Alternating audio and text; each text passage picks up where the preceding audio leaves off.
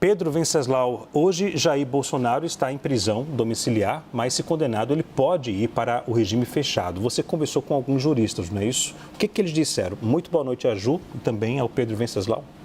Boa noite, Leandro. Boa noite, Juliana. Boa noite a todos.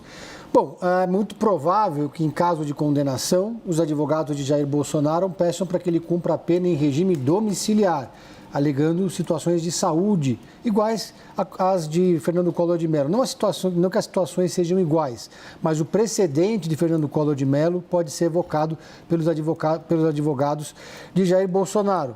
Collor chegou a ser preso, ficou alguns dias numa penitenciária em Maceió, numa cela especial para ele, mas depois, devido à sua situação médica, foi para cumprir a pena no seu apartamento em Maceió.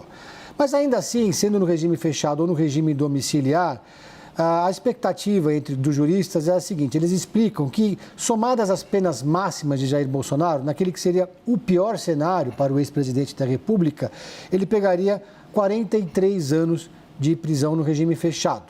Ou, no caso de pena mínima, 12 anos, pelos crimes de organização criminosa armada, abolição violenta do Estado Democrático de Direito, golpe de Estado, dano qualificado e deterioração do patrimônio público tombado.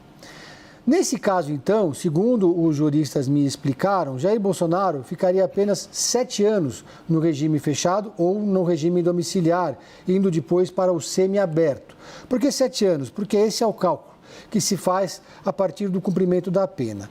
A pena máxima exige que de 16% a 25% de cumprimento antes do regime semiaberto. Portanto, ele ficaria cerca de 7 anos nesse pior cenário.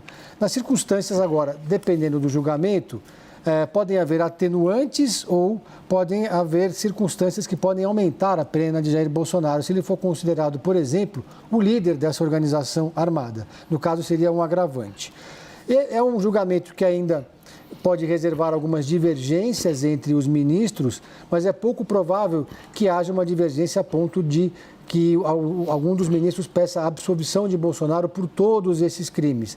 Mas o Luiz Fux, por exemplo, pode considerar que 2 desses crimes não devem ter as penas acumuladas, que é golpe de Estado e a abolição violenta do Estado Democrático de Direito. Um crime seria meio para o cometimento de outro crime.